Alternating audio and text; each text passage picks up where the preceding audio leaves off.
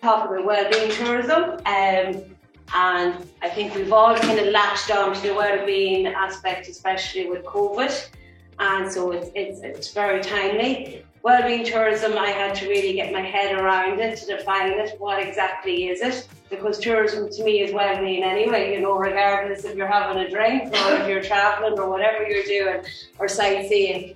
But this is focusing on the well-being of your mind, your body, your soul, and actually coming back from holidays refreshed and feeling good, rather than having the toxic belly, you know, you're bloated and everything else.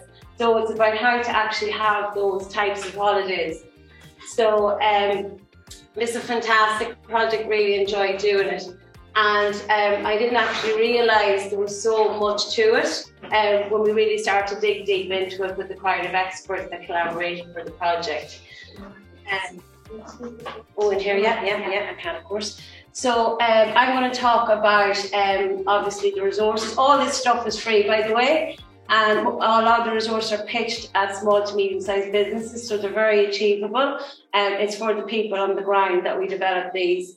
And for the wellbeing tourism, like there's so much stuff in this project, and we actually wanted to do more. We could do twice the amount that we did, but we did focus on good practice guides, a resource pack, another training program, which is always essential within our developments, because we want to make sure our educators have all the resources that they need.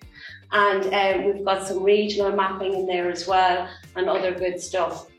So if we look at the course for the SMEs, this focuses on topics like setting up a business, how to adapt your business, how to diversify your business, because you can be essentially brought into any type of tourism business in some way or another. And it's a growing demand, a growing trend in the tourism industry. And of course, the digital marketing and customer journey mapping, we've mentioned experience here a lot, and then storytelling as well, very important. So when we look at the communities of practice, this is just another word for showing you how other regions have done it. So when we look and we have regional action plans, so what are the 10 key steps that a region should use or approach when developing their wellbeing destination? And what we have learned throughout this is that it has to be a regional approach. Businesses can't really do it on their own if you want to create that holistic experience. And the countries in that were Scotland, Ireland, the Azores, and Iceland and Slovenia. And each country again has their own different wellbeing fundamental experiences. So with the resource packs, we would suggest to start there, because what they do is to kind of tell you about the opportunities with the megatrend, how to create the destination, and then a tourism festival or event that evaluates throughout that. So it's kind of like you're pre-reading before you start doing this. And then obviously the regional maps as well. So these are just a sample of the resources. And Aoife is actually on the line. She's going to be one of our case study examples. So we'll really dig in deeper when we talk to her later on. So wellness and well-being is the travel for the purpose of promoting health and well-being through physical, psychological or spiritual activities. You can see some examples here. So it's not on well travel, so overeating, stress, excessive drinking, and it is about rest, rejuvenation, disease prevention. And what we find through wellness tourism is the remote worker. He's going to another country now, you know, he wants to be sitting on a beach with his laptop. You have the access to Wi-Fi and infrastructure. So it's not just tourists, it's actually the working population has changed as well in terms of well-being. And you'll probably work better as well when you're in a nice location. So health interests motivate wellbeing tourists. They're proactive in seeking to improve or maintain the health and quality of life. So it really is about prevention rather than going when you're sick. So it's not where you go to a foreign country when you're feeling sick and try and, whatever, alleviate your symptoms, whatever it is, your condition. It's about the prevention rather than cure approach. So it is a growing mega trend, and it's expected to grow 50% faster than the overall tourism industry over the next 5 years. And the well-being tourism market is 158.4 billion, and the highest number of wellness trips with 206.2 million compared to North America's 171, and that's for Europe. Okay. So it's the exponential growth. So when I dug a little bit deeper before this presentation, I just wanted to see, well, how are those figures tracking now with COVID on our doorsteps? And the travel side of this, wellness tourism was worth 639 billion. So it's actually increased. And especially we can see this through reported growth in internet searches, and especially in domestic travel to wellness destinations. People just want to know where is well-being, so it's about changing our language and changing our story to use the well-being resonance and tones and language around that to try and explain it to people. And even so if we just look at here, if we look at, for example, the physical benefits, so people are coming and they're looking for these things. So they realise that hiking and walking and swimming and all of those things alleviate cardiovascular mortality, lower blood pressure, heart rate. Stress is the main thing. So stress is the underlying factor for all of these things. So this is what they're looking to do. They're not coming just to come and have their hiking trips and their activities. They're looking to alleviate all of these things and prevent them. And obviously the mood that comes with that. So you feel good, you sleep better, and it's money well spent actually. So if we look at COVID as well here, and the mental and the physical health that we've experienced throughout this experience, we are still going to be in a healing mode, and especially for a long time. And a lot of people, it's going to be our new way of connecting. So people are moving away from the cities, they're moving away from the high footfall areas, and they're coming to the rural and the remote regions to do this, to find their inner peace and breathe fresh air. And Leitrim is a fantastic place to do this. So if you look at the well-being destination, and when we look at a regional approach, what we're trying to explain is that you do need a number of different things. So you need to want to seek, do and visit. So we're looking at personal growth, eco and adventure, fitness, healthy eating, health and mind, body, spiritual connection. So whether that's yoga, mediation, spa treatments or walking or whatever it may be, it is really trying to do a number of those things. And this is the website. So we've done 9 different modules. And this is one of the modules. I'm just going to show you a couple of sample slides. This is the experience economy. And it just goes through, so as Grace mentioned earlier, they're very visual, they're very easy to understand, and they're very relevant to the well-being experience. And how to engage the 5 senses. And then there's loads of videos in there as well. So these resources are designed, you can go in and out of them whenever you want at the comfort of your own home. You can change them, you can adapt them, you can take the bits that you want that are relevant to you depending what stage your business is at. So how does it benefit the region? So if you look at the social economic interconnectedness, better access to overall social health and well-being, huge brand reputation, meeting new and growing consumer demands, so there's loads of stuff. And not only that, but it helps the communities themselves so they can engage in the well-being aspect.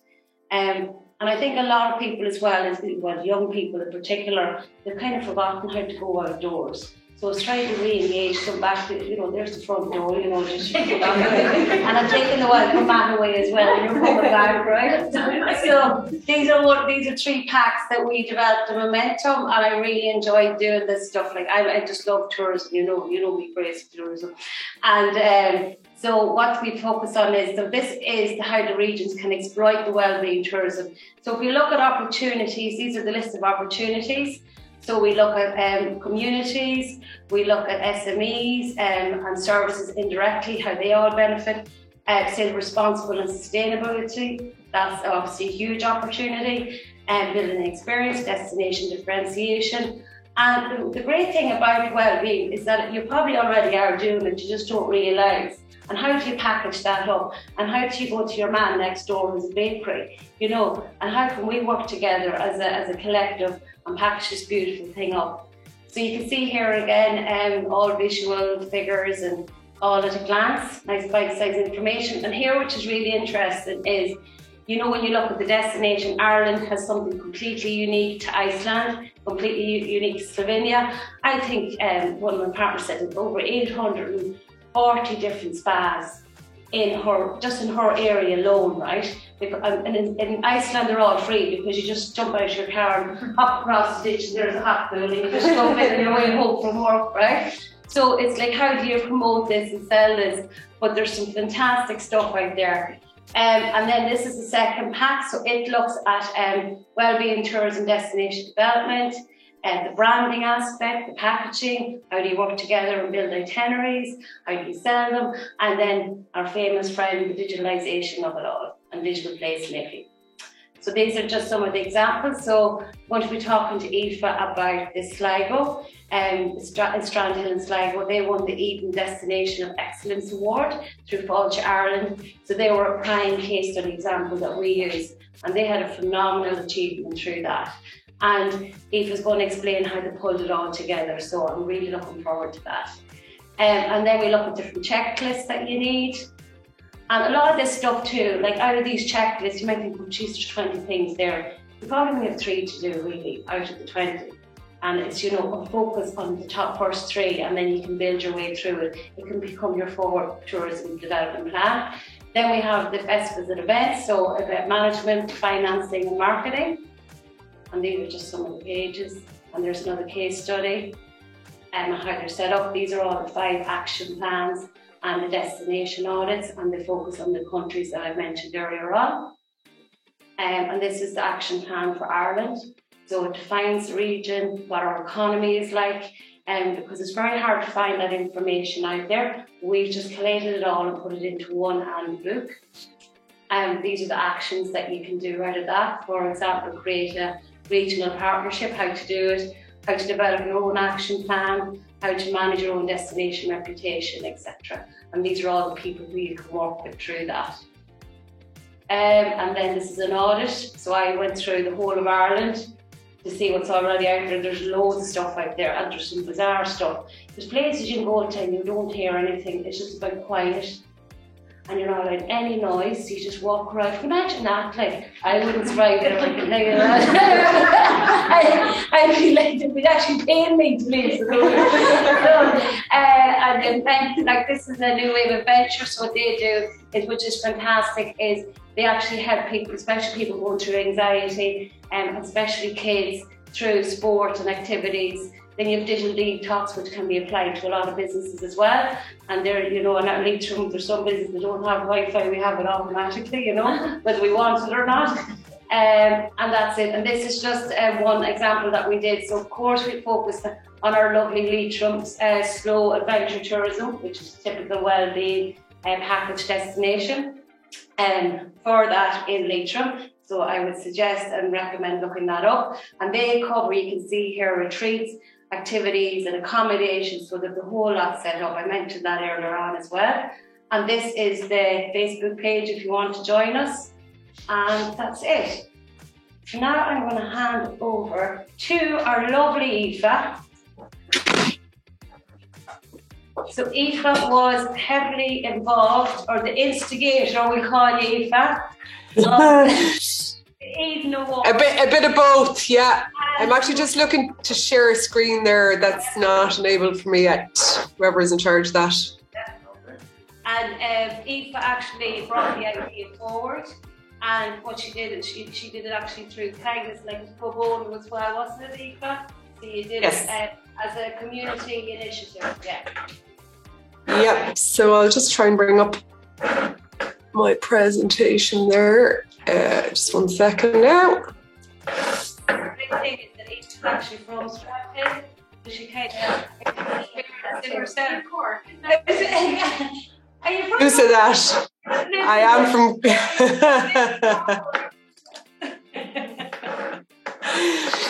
I am very proudly from Cork, but I've been living in Strandhill for 12 years. Yeah. Can everyone see my screen?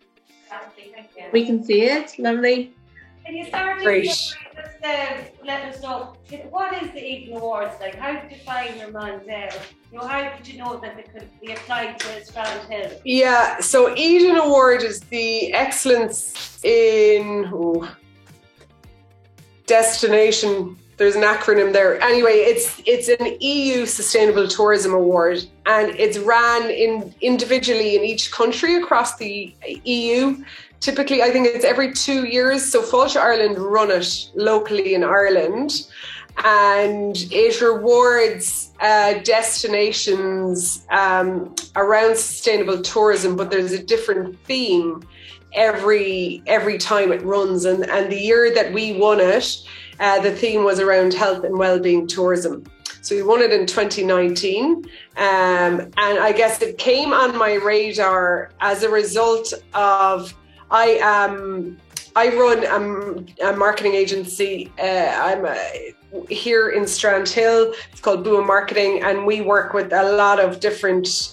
We run destination marketing campaigns for a lot of clients. But in my personal life, I'm also a member of what's called the Strandhill Community Development Association, and through that, I suppose we would have been looking locally here in Strandhill to see how we can support the development of a sustainable tourism policy for Strandhill that would support both the community and the development of the tourism industry. So we through that and through the Development Association, back in 2018, I think it was, secured Town and Village Renewal Scheme funding through Sligo County Council to deliver a number of things for Strandhill. There was a tourism campaign delivered, and also we ran some what we called training events. But actually, in theory, what they were was a consultation with a sustainable tourism consultant called Killian Murphy. And Killian is based down in Clare. And Killian brought up some very, very interesting discussions with the community and the tourism industry here in Strandhill around the future of tourism and what the community here wanted.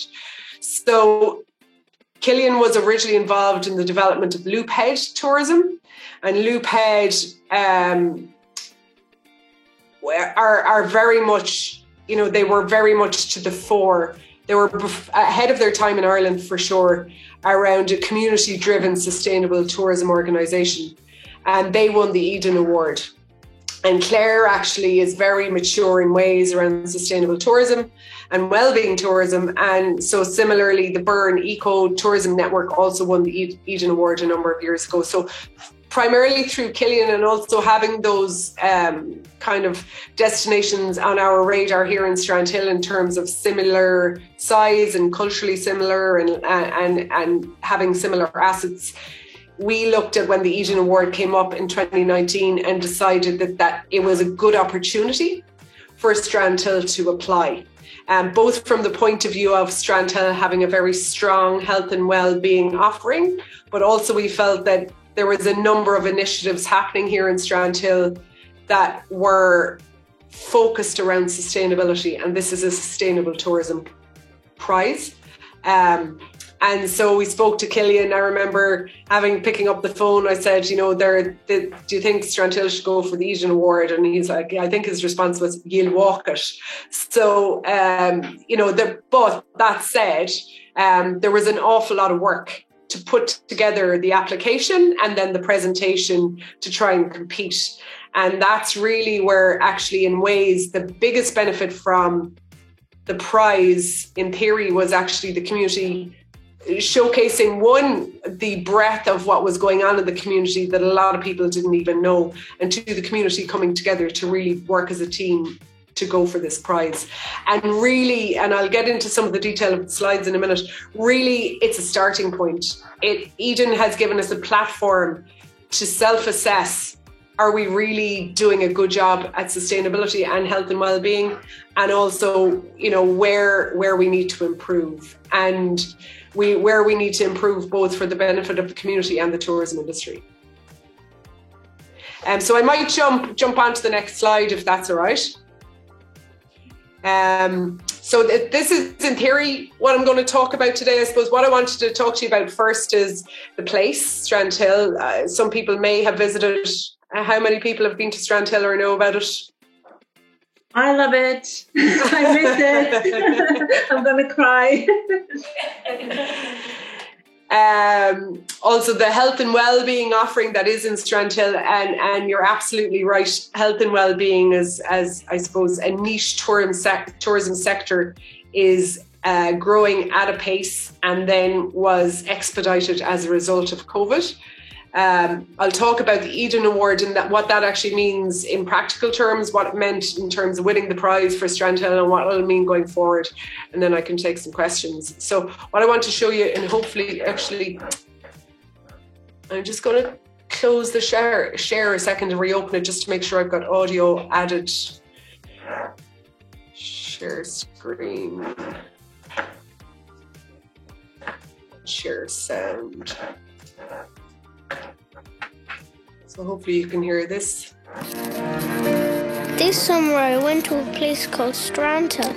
I loved it so much because I got to spend lots of time with my mum and dad. We climbed a mountain with a warrior queen buried at the top. We drove to an island in the middle of the sea.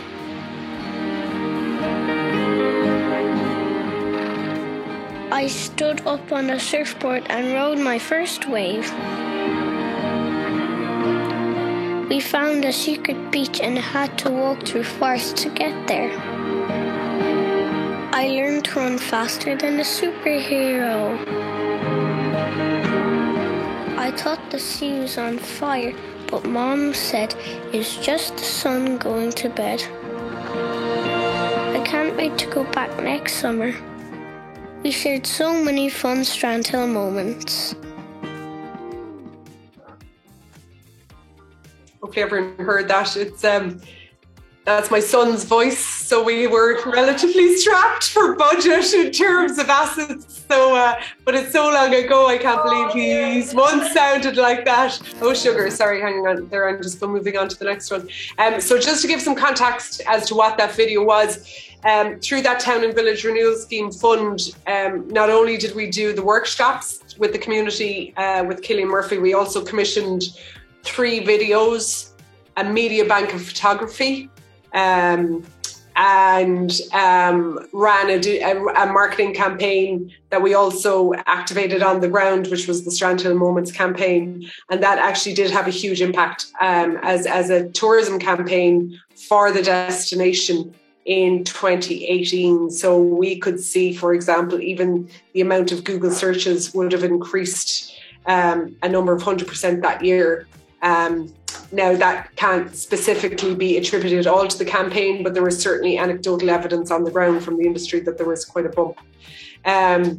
So what is the health and well-being offering in Strandhill? So Strandhill, as anyone will know who has been here and you'll have seen from that video, it's a peninsula. And so Strandhill has much more than just the beach. We also have a big mountain where apparently there's a queen buried upright in the top in the cairn, which is Queen Maeve on the top of Knocknarea. But also the peninsula itself has a huge number of special areas of conservation and a lot of protected areas. So while it has huge offerings in terms of walking, hiking, surfing, cycling, all of the kind of best coastal west of Ireland activities, it also has huge sensitivities around the protection of the landscape and the coast. Coastal erosion is an issue. So while there's great opportunity, there's also great areas for protection. And those are some of the things that we would have been looking at when we were looking at, I suppose, the development of sustainable tourism policy in Strandhill. So people can do lots of high adrenaline and soft adrenaline activities here. There is a huge swell here in Strandhill this week. So the surfers, anyone who's a job and is surfing is either pulling a sickie or has taken days off this week because it's the first swell of the season. And, both for the community and for visitors, surfing obviously as one kind of activity has really grown, but there's an awful lot of other things that you can do here. There's a golf course here. There is the Strandhill People's Market runs every Sunday. There's other activity providers here. There's a dance school. You can do beach yoga. There's a yoga studio here. The horse riding stables is close by, just at Ransborough. People can go supping and kayaking, sea swimming, hiking. And one of the brilliant things that's happened in the last number of years is Sligo County Council has led the development and in partnership with local landowners created a number of walks, including the Queen Maeve's Trail, which is to the front of Knocknarea from the village side. And the visitor numbers there have absolutely exploded.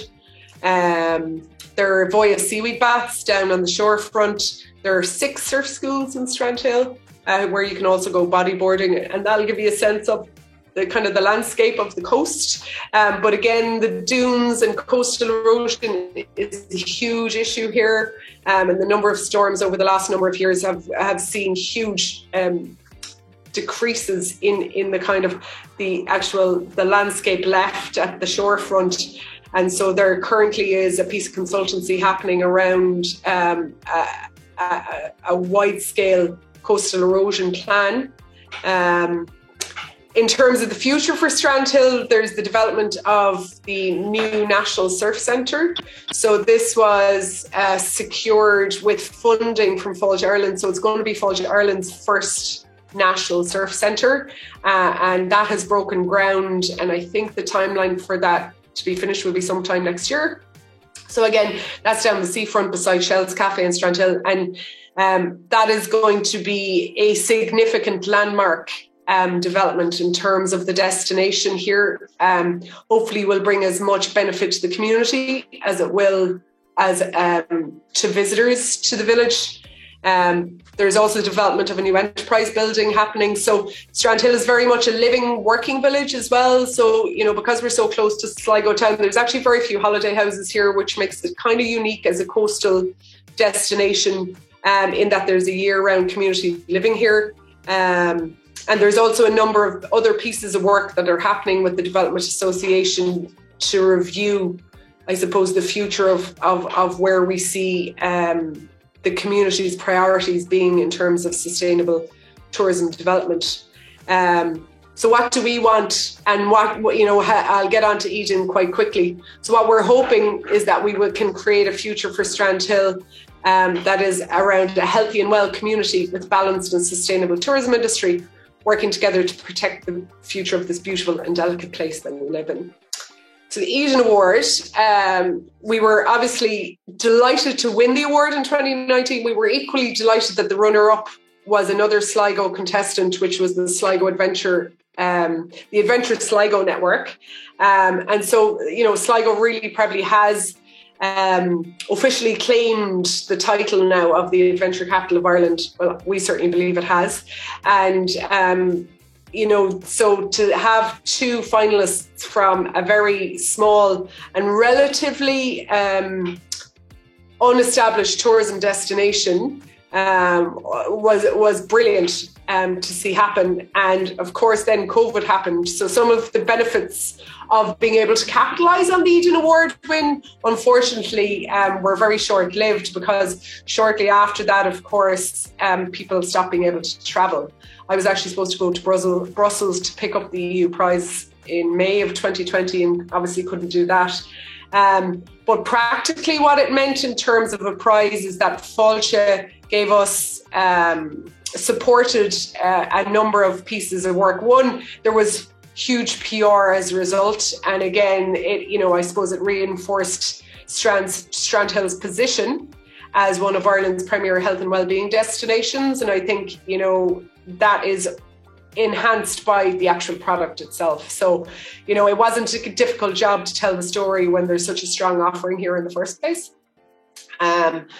But secondly, what was the other part of the prize was that we commissioned a media bank of photography around health and well-being for the health and well-being providers that are here. So we got some brilliant photographs taken by a local photographer, Andrew Kilfeather, and we now have a media bank of photography. So if someone comes looking to be able to do PR or a story about Strandhill as a health and well-being destination, those photographs are available.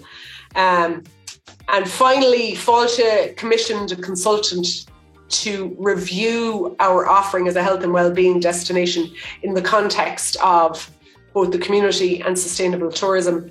And we actually have just received that final report because the consultant, who's based in Canada, obviously COVID again restricted her from coming a little bit. So we're now, as from the point of view of the Community Development Association here in Strandhill, we're now looking at that report and seeing, well, what do we do now to activate some of the recommendations in that report? This photo shows some of the people who were there on the day to receive the award, and I suppose it shows the collaboration that happened at a community level, which I think was the most important thing behind our application for the award. I was merely the facilitator. Really, in the background, all of the work had been done. It was just a case of packaging it.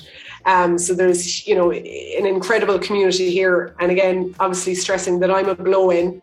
I think anyone who's been here will know, you know, there's never, you know, people will always say hello to you.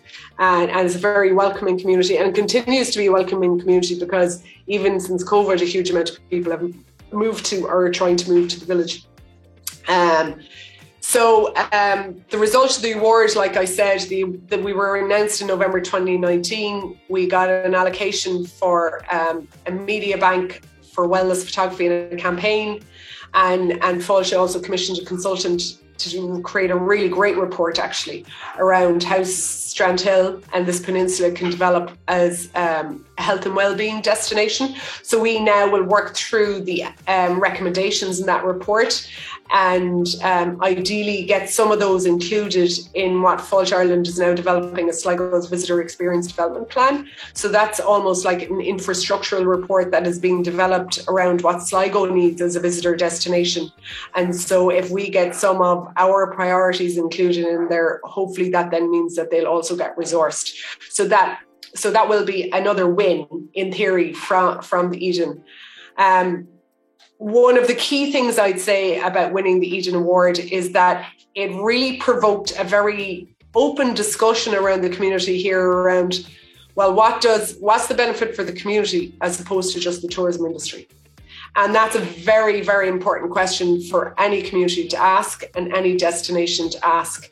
There needs to be a very rounded communication path between the community and the tourism industry around trying to balance the needs of both.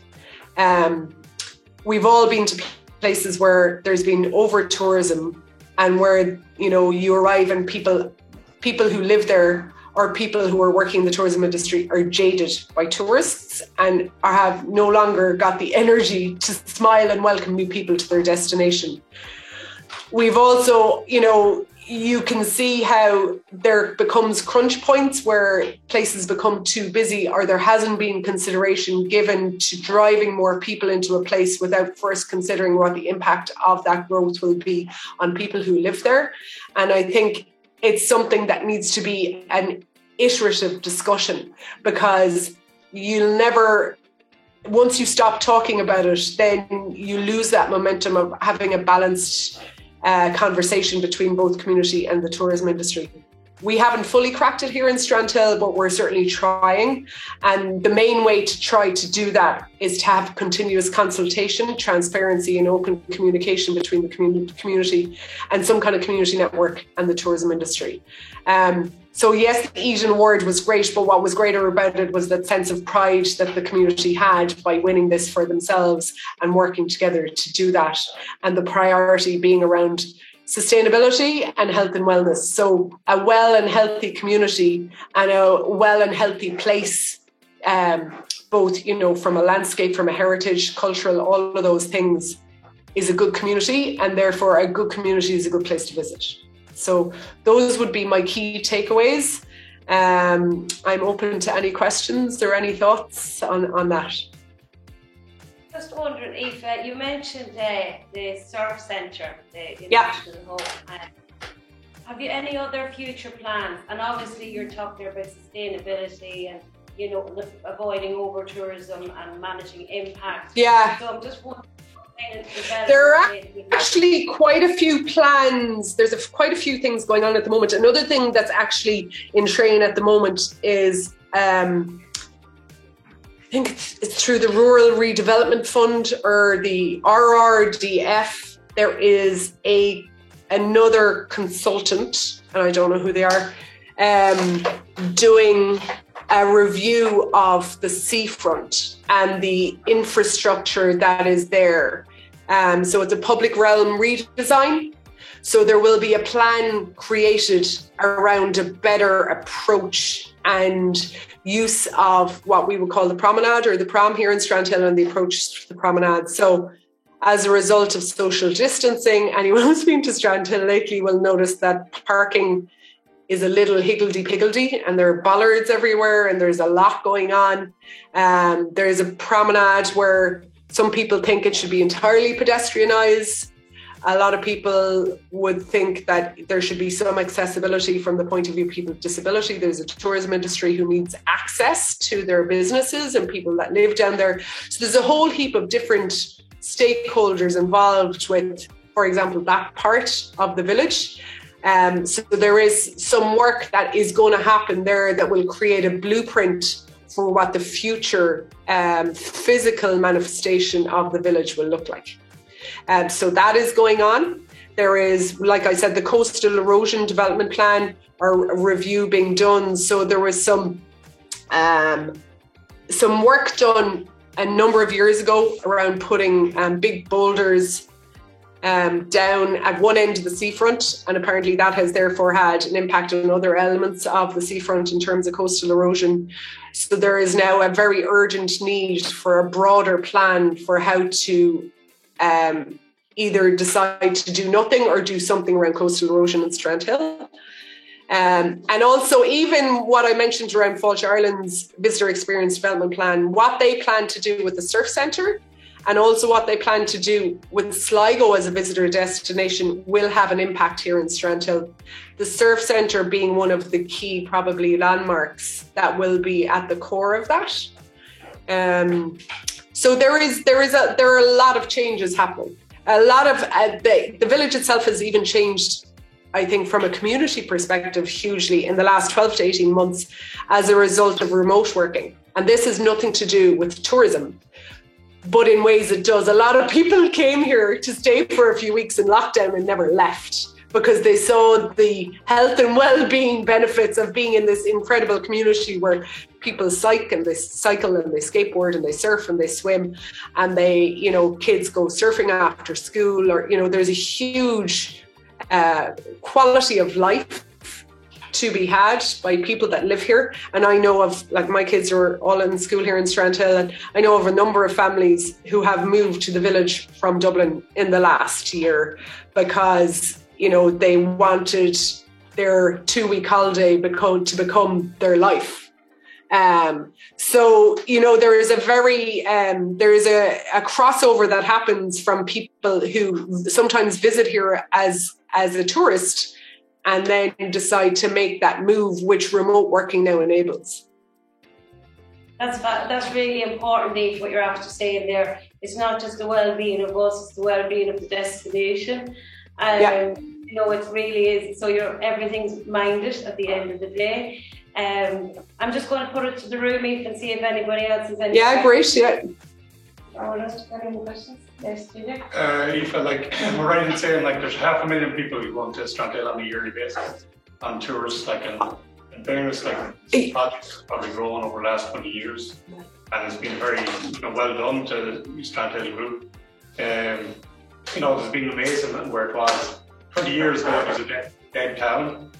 Ross's Point was the main, place at that time. And it was probably the local group that has actually enhanced it, and enhanced it for us, for people staying within our accommodation, going there too, and what the offering you have there is well done. That's it. Yeah, excellent. Thanks. I actually don't have numbers around how many people visit here, but it certainly has felt busier and busier, over the last number of years. I think a number of factors have contributed to how popular Strandhill has become. The kind of growth in surfing and kind of adventure tourism and health and well-being really has driven a huge interest in visiting here.